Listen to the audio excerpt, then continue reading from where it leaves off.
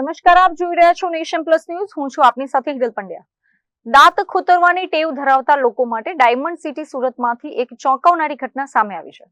સુરતમાં દાંત ખોતરતી વખતે એક 19 વર્ષીય યુવાન ભૂલથી એમ્બ્રોઇડરી મશીનની નીડલ ગળી જતા પરિવારજનો ચિંતામાં મુકાયા હતા.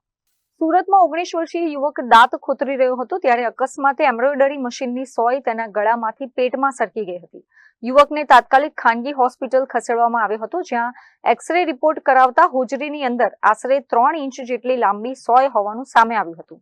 મામલાની ગંભીરતાને જોઈને ગેસ્ટ્રોએન્ટ્રોલોજિસ્ટ ડોક્ટર નિલેશ ગોધાણી અને તેમની ટીમે મોડી રાત્રે તાત્કાલિક ઓપરેશન હાથ ધર્યું હતું. તબીબોએ કોઈપણ જાતના વાઢકાપ વગર જટિલ ગણાતી એન્ડોસ્કોપી પદ્ધતિથી હોજરીમાંથી સુરક્ષિત રીતે સોય બહાર કાઢી હતી.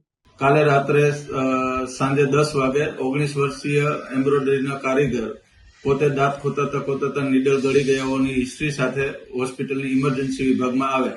તેમનો એક્સરે દ્વારા તપાસ કરતા તેમની હોજરીમાં 3 ઇંચની નીડલ હોવાનું માલુમ પડે તો કેસની ગંભીરતા જાણી સઘન સારવાર ચાલુ કરેલ અને ડોક્ટર હોસ્પિટલના gastroenterologist doctor Nilesh Godhani, anaesthetic doctor Ridhi Sabhadiya અને ઓટી સ્ટાફ દ્વારા એન્ડોસ્કોપી દ્વારા રાત્રે 11:30 વાગે દર્દીને પેટમાંથી નીડલ કાઢી તેમને રાહત આપેલ છે. અત્રે ઉલ્લેખનીય છે કે સફળ ઓપરેશન બાદ યુવકને પીડામાંથી મુક્તિ મળતા હોસ્પિટલમાંથી ડિસ્ચાર્જ કરવામાં આવ્યો હતો, જેના પગલે પરિવારે હોસ્પિટલના તબીબોનો હૃદયપૂર્વક આભાર માન્યો હતો. Bureau report, nation plus news, Surat.